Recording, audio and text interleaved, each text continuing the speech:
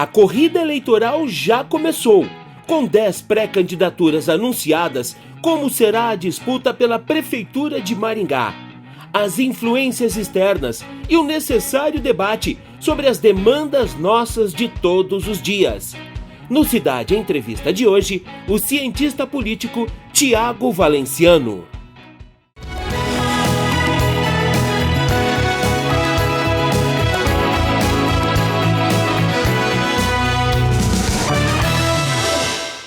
Tiago, bom dia. Bem-vindo de volta ao Cidade Entrevista. Prazer recebê-lo aqui mais uma vez, hein? Prazer é meu. Muito obrigado pelo convite aí, Gelson. Ô, Tiago, todas as peças do xadrez político já estão no tabuleiro ou ainda não?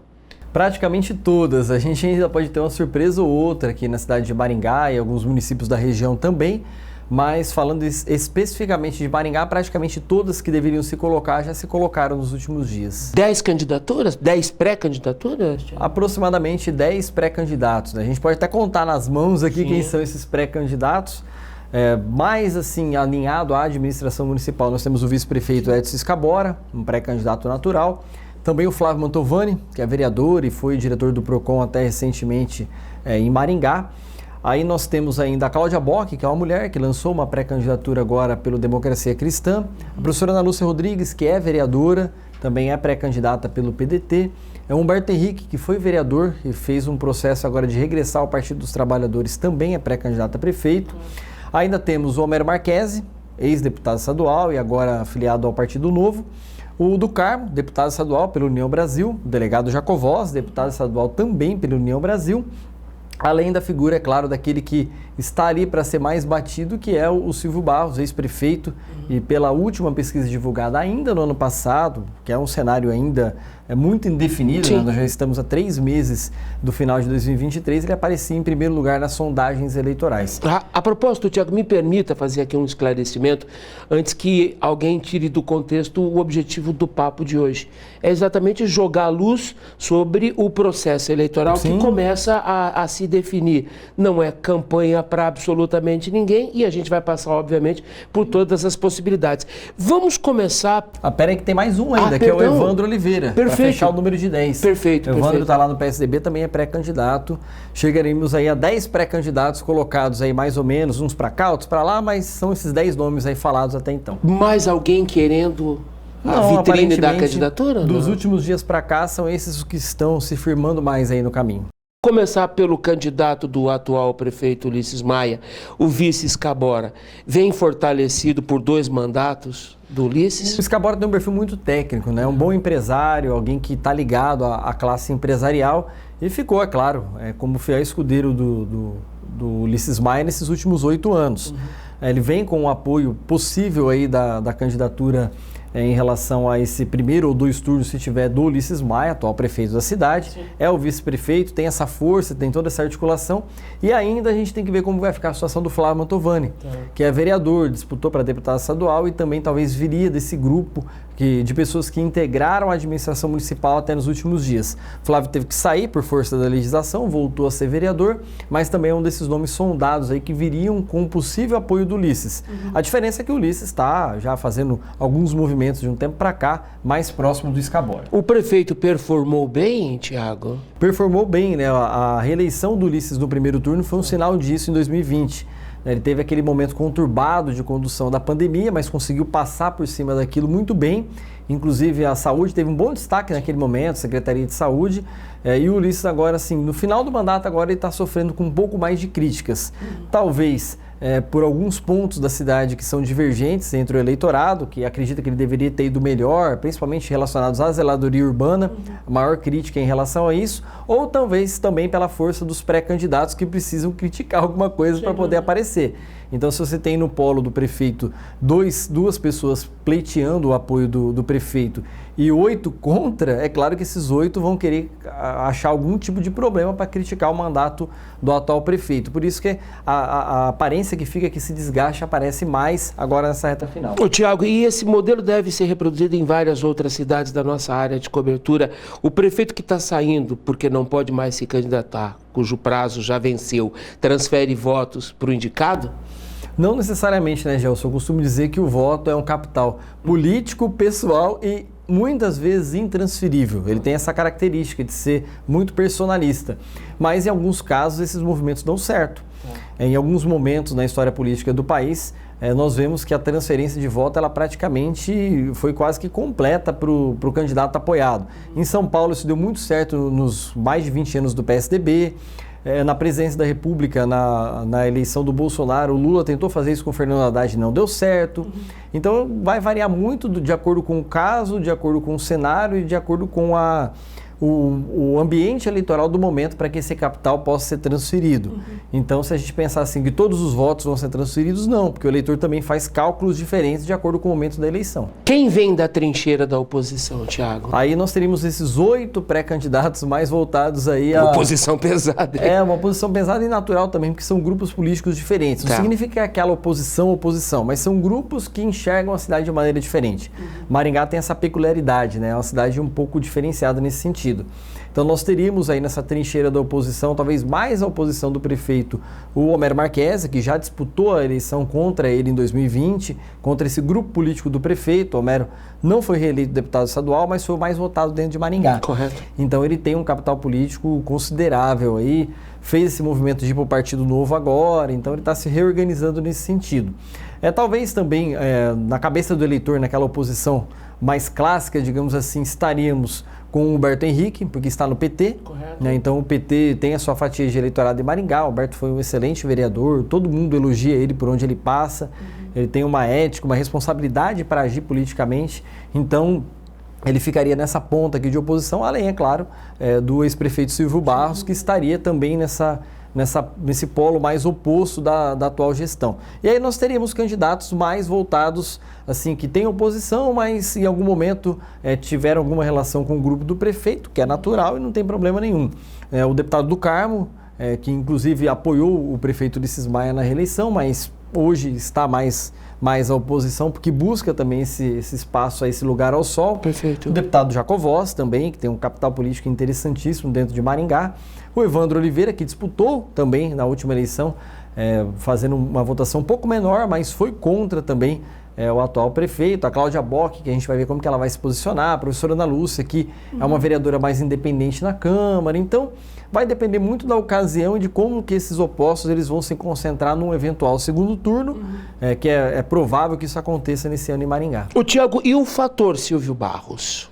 O fator Silvio Barros, ele mexeu um pouco no cenário político nos últimos dias. Foi surpresa para você a confirmação da pré-candidatura dele? Ou era um processo que naturalmente foi se confirmando? Já imaginava que ele iria confirmar essa pré-candidatura. Muitos duvidam ainda que ele é pré-candidato, mas ele tem feito nos últimos dias movimentos intensos de pré-candidatura. Declarado, inclusive, né? Declarado. Foi lá falar com a Igreja Católica, esteve no Sindicato dos Servidores Municipais, está andando nos bairros, voltou a estar presente nos eventos. Então muita gente ainda questionava, poxa, o Silvio está tão distante, ele tinha que antecipar esse movimento, mas a gente não pode esquecer que ao lado do Silvio, comandando as ações do Progressistas, tem o deputado federal Ricardo Barros, que sabe articular politicamente muito bem.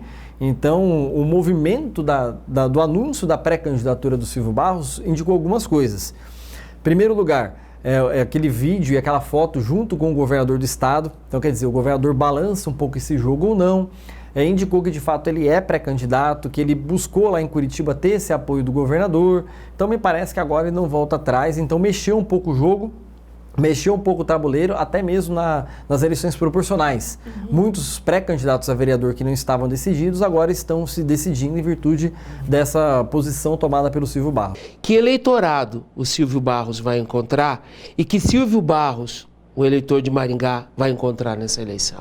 Olha, talvez o Silvio, a gente já vem falando isso, eu tenho comentado isso politicamente, abertamente, que ele vai precisar, e já está tentando fazer isso, que é um reposicionamento de imagem.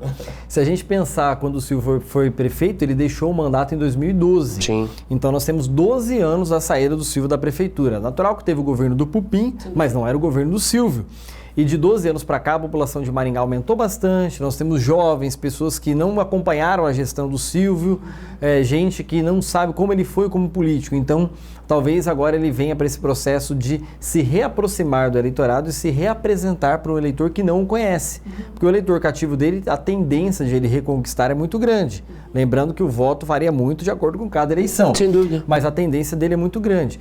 E aí o eleitor também está esperando um Silvio um pouco diferente. Às vezes longe de pessoas que estavam naquele grupo político que deixou a prefeitura depois de 12 anos de PP, Sim. O que é natural, tem um desgaste, você acaba tendo um desgaste porque você acaba falando muito não e muito sim para algumas pessoas, e esse desgaste é gerado. Aquele momento, nós tínhamos a Cida, vice-governadora do estado, a Maria Vitória, deputada estadual, então havia também aquela conjuntura de fora Barros, de muda, vamos mudar e tudo mais. Então o eleitor talvez vai tentar encontrar um Silvio 2.0, com algumas coisas do passado, mas evoluído em alguns momentos também, até porque ele mesmo sabe das marcas que ele teve na campanha de 2016, que deixaram ele preocupado em relação ao posicionamento do eleitor. Então ele vai ter que fazer esse calibre aí de imagem para conseguir vencer a eleição. Vice em 2 mandatos, esse é um diferencial competitivo para o Scabora nesse momento? Muito competitivo. Entender a cidade de agora? Muito competitivo, até porque o Scabora esteve como secretário de Aceleração Econômica e Turismo da cidade, o Scabora assumiu várias vezes quando o Ulisses esteve fora, muita gente que trata com o Scabora elogia o trato do Scabora, que ele fala assim, sim, não, não, ele consegue ter um bom pragmatismo na hora das respostas. E aí o que o Scabora fez nos últimos meses? Foi se popularizar. Se a gente observar as redes sociais dele, ele foi pra rua, ele foi se encontrar com o eleitor, ele foi bater papo, ele foi conhecer gente, para a pessoa conseguir entender que ele é a figura do vice-prefeito e que ele está junto com o prefeito com uma boa popularidade, ou até alta popularidade. Então isso ajuda bastante no momento de entender a cidade e de organizar uma campanha. E a esquerda que trouxe de volta Lula 3.0, como é que se organizará a esquerda para essa eleição, na sua opinião? Esse movimento da volta aí do Humberto Henrique para o PT foi um movimento interessante. Humberto é uma figura, como eu disse, muito admirada por todos os setores da política da cidade, é uma figura sem rejeição. A rejeição admirada dele, e respeitada. Né? Respeitada. A rejeição dele fica em torno do partido, mas é uma escolha política e ideológica dele, e isso a gente não pode criticar ou condenar, porque foi ele que escolheu e ele fala com esse grupo de pessoas que ele gosta de falar e que ele entende muito bem. E aí o trabalho do PT na cidade é aproveitar o momento de volta ao poder nacional com o Lula. Lula anunciou agora recentemente aí um instituto federal para a cidade de Maringá, né? Tem aquele movimento da UTF-PR também na cidade. Então o PT está dando essa ressignificada. A ida do NVR para Itaipu Binacional pode dar um capital e um dividendo político importante para o PT na cidade. Então são vários fatores que o PT quer aproveitar. Trazendo um personagem histórico, o Humberto sempre foi PT, sempre esteve junto com o PT, entende o Partido dos Trabalhadores e sabe convencer as pessoas a votar nele. Eu vou insistir na sua frase de alguns minutos atrás, uma eleição em 2 turnos. É possível que a gente tenha uma eleição em 2 turnos. Hoje a cara está com essa eleição de 2 turnos. É difícil você conseguir matar a eleição em um turno só em Maringá. Na história política recente, a gente teve 2 eleições. A do Silvio em 2008 e a do Ulisses Maia agora em 2020. Mas pode ver que em 2016, quando houve uma quebra de um ciclo político, foi em 2 turnos. Em 2012, quando o Pupim venceu o NVR, virando no segundo turno, foi uma eleição em 2 turnos também. Então, quando você tem essas quebras de sequências políticas, é pouco provável você imaginar que a eleição saia de primeira em primeiro turno. Então, a característica hoje, a gente falando, porque política muda muito, agora ainda faltando 6 meses para as eleições, é uma característica de uma eleição tensa, complexa e de 2 turnos. O professor, a gente tem vários elementos externos aí que vão, obviamente, interferir diretamente nesse processo. Nós já relacionamos pelo menos 3 desses nomes. O prefeito Ulisses Maia, o deputado federal Ricardo Barros, a família Barros e todo a sua trajetória na política, e agora o presidente Lula. Me fala do fator Bolsonaro nessa eleição, a direita. É um fator assim que muitos analistas acreditam que esse debate entre direita e esquerda não vai ponderar ou vai ter uma decisão muito fundamental nas eleições municipais. Eu também acredito que não, até porque a eleição municipal é aquela eleição da porta de casa.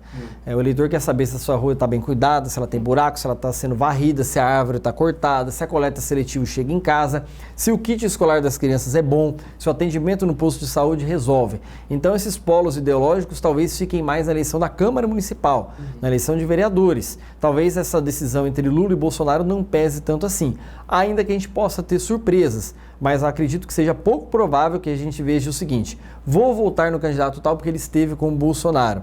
Até porque a eleição agora não é para saber se é entre direita e esquerda. Correto. A eleição, o foco agora, a eleição municipal, é saber qual Maringá, qual Ângulo, qual Iguaraçu, qual Astorga, qual Londrina, ou seja, qual cidade que a gente quer daqui para frente. E mais perto da realidade dos municípios tem a figura do governador Ratinho Júnior.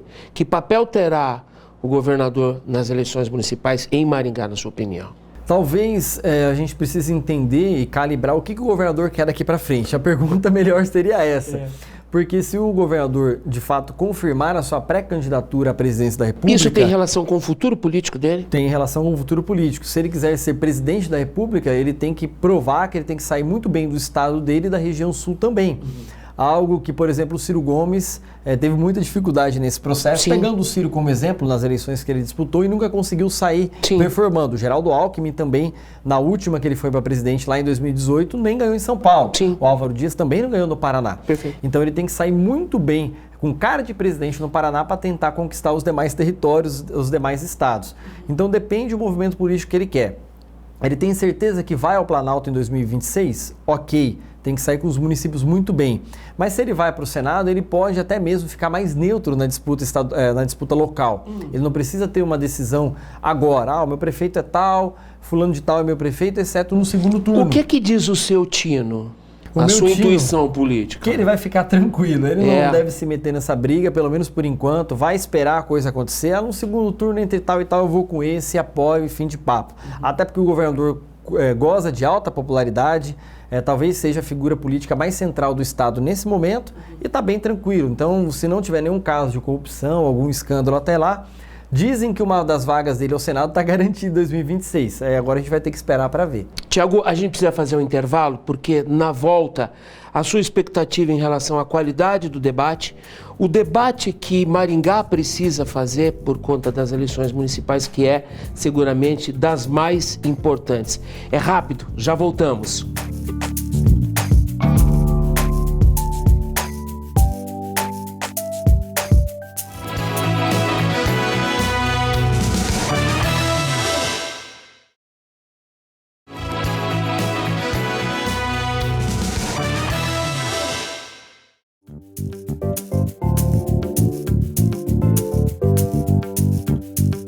De volta com o Cidade Entrevista, conteúdo relevante no início do seu final de semana. Aqui já são eleições 2024. O nosso convidado é Tiago Valenciano, cientista político. Professor, no primeiro bloco a gente falou muito sobre os atores, o daqui e os de fora também.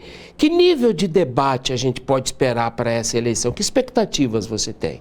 Maringá tem uma tendência de não ter um debate de baixo nível. Nos últimos anos, nas últimas eleições, talvez em um momento ou outro do segundo turno de 2016, a gente teve um debate um pouco mais acirrado, mais pessoalizado. Mas a cidade tem um histórico de não ter um debate de baixo nível. O eleitor maringaense é muito crítico. Nós temos boa parte da população com ensino superior e gente que gosta e tem acompanhado a política a cada dia que passa.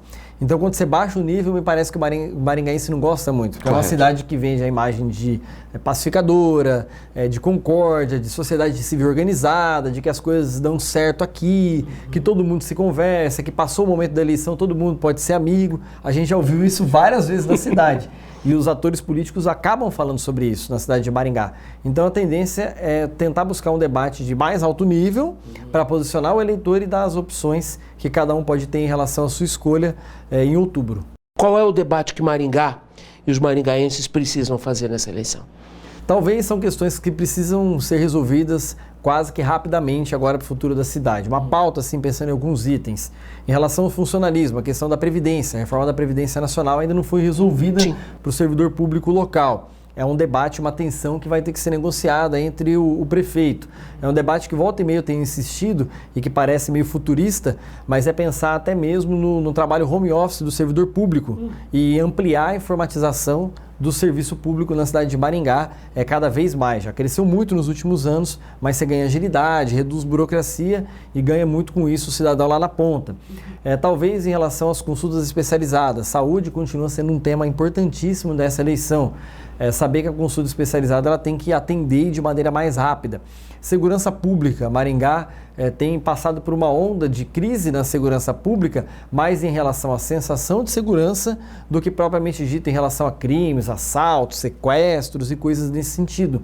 Então o maringaense acho que está esperando isso, que venha uma guarda mais forte, uma guarda mais armada, uma guarda mais presente no dia a dia do maringaense. Então a segurança pública é um debate primordial nessa eleição.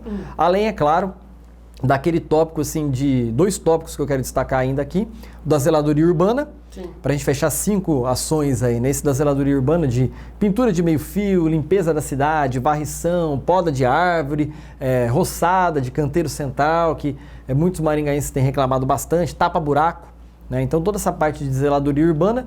E o último tópico, grandes projetos para a cidade de Maringá.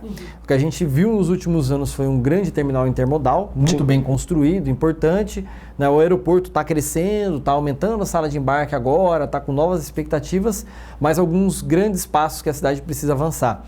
Aquela história de um grande centro de eventos, e isso passa pela discussão da condição do estádio regional Willie Davis, né, que foi inaugurado na década de 70 e até agora não teve uma ampla reforma, somente em questões pontuais.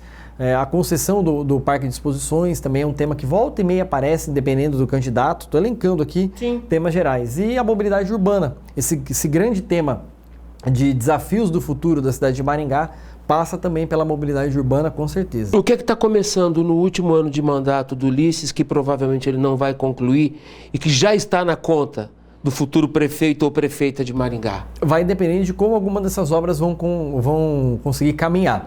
Exemplo do terminal rodoviário intermunicipal de passageiros, que é uma obra que teve um problema com a empresa, não com a licitação. A empresa contratada não conseguiu entregar a tempo.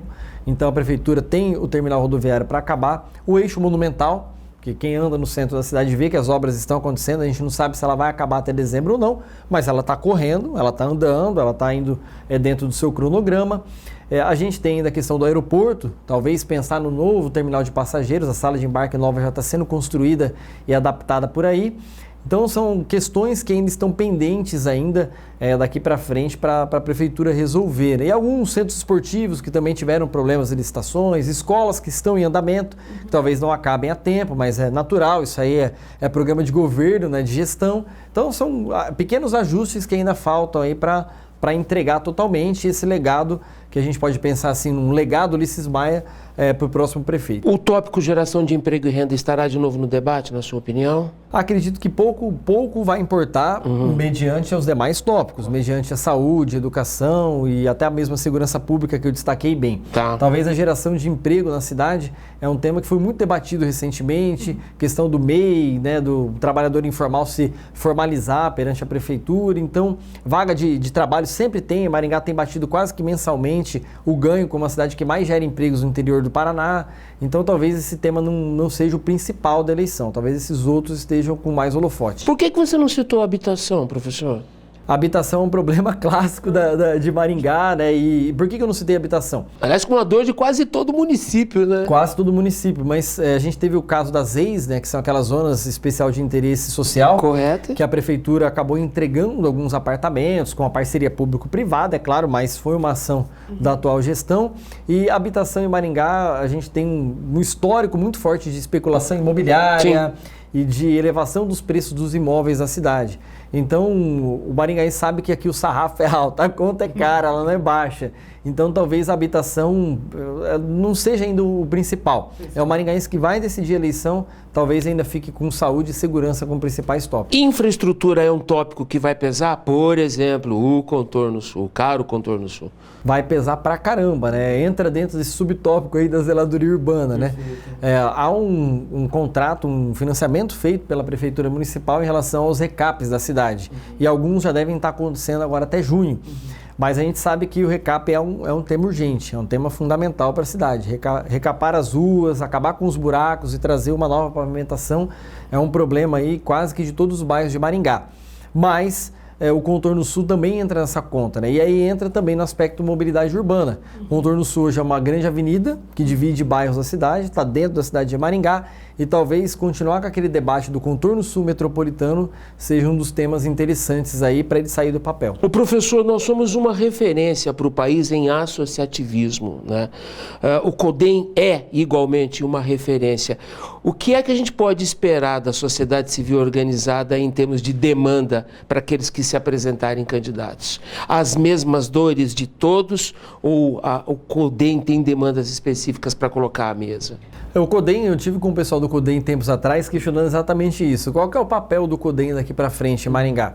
É sempre estar à frente dos planejamentos para 20, 30, 40, 100 anos da cidade, sim, ou cuidar da dor do dia a dia do maringaense? Pois é. E aí a resposta eu acredito que vai mais para o primeiro tópico, pensar em planejamento a longo prazo e obras fundamentais para a cidade. Talvez dentro do rol de obras dos pedidos do CODEM, que tem uma participação fundamental, até mesmo no cenário do bastidor político da cidade de Maringá, a gente veja que, a gente pode enxergar que dessa quantidade de obras que o CODEM elenca, algumas vão ter que ser priorizadas. Não vai dar para fazer tudo num período de 4 anos. Então, escolher as principais e tocá-las para frente. Professor, para a gente finalizar, o senhor tem 2 minutos para me falar sobre a expectativa para a renovação da Câmara ou para a eleição no Legislativo. Nós também iremos escolher vereadores. E aí, qual que é a expectativa da casa? Uma Câmara diferente, talvez, pelo fato de que agora nós estamos com 23 cadeiras. Sim. Essas 23 cadeiras, elas vão dar um panorama totalmente diferente na eleição. A conta da formação de chapa é outra, a gente deve passar por um processo natural de renovação, porque pelo menos 8 cadeiras serão, sim, renovadas com novas pessoas e a dinâmica do Legislativo vai mudar. Talvez o papel das comissões vai ser mais presente, porque com um parlamento maior você precisa descentralizar mais as ações e até mesmo o espectro político que o vereador vai aparecer, né? Como é que ele vai se colocar perante a vereança. Uhum. Então talvez as comissões ganhem força daqui para frente. E é uma eleição que me parece que nós vamos ter menos candidatos a vereador. É mesmo? Em virtude da dificuldade de formar chapas, uhum, e também pelo menor número de partidos operando no município diretamente. Uhum. Então talvez a gente possa ter essa quantidade reduzida e aí vai sobrar mais voto para menos candidato conseguir buscar. Como performou o Legislativo? O Legislativo passou assim com polêmicas, é claro, como todo Legislativo precisa ter. Passou, acredito eu, que tranquilo nesses últimos 4 anos. Nós não tivemos assim, tirando a polêmica do aumento do número de cadeiras, sim, que era uma polêmica que eu levantei bandeira na época, e também da questão do subsídio dos vereadores, no mais, assim, polêmicas e debates naturais. Se cria ou não tal conselho, se aprova ou não tal projeto, e esse tipo de tensão faz parte de qualquer legislativo. Para acompanhar o trabalho do Thiago Valenciano, onde é que eu encontro os conteúdos do Thiago Valenciano? Pode me encontrar lá no @Thiago Valenciano no Instagram. Boa. E um último detalhe, talvez a escolha do vice para a eleição de Maringá esse ano tenha um peso importante. Rapaz! Que é o que todo mundo quer saber, quem vai ser vice de quem? Quem vai ser vice de quem, Thiago? Quem vai ser vice de quem? Está muito prematuro aí nesse debate, tá, mas nos bastidores, para cada candidato a prefeito, tem 3, 4 querendo ser vice aí, né? Então esse é um debate que talvez pese um pouquinho lá na frente. O relógio já está andando, né? Bastante. Obrigado pela sua atenção mais uma vez, tá? Valeu, obrigado. Nossos agradecimentos ao cientista político Thiago Valenciano. Se você perdeu o programa de hoje, ele já está disponível em nossas plataformas digitais. Acesse agora mesmo o canal do Cidade Entrevista no YouTube, Rede Massa Maringá. Excelente final de semana a todos, com saúde e segurança. Até sábado. Tchau.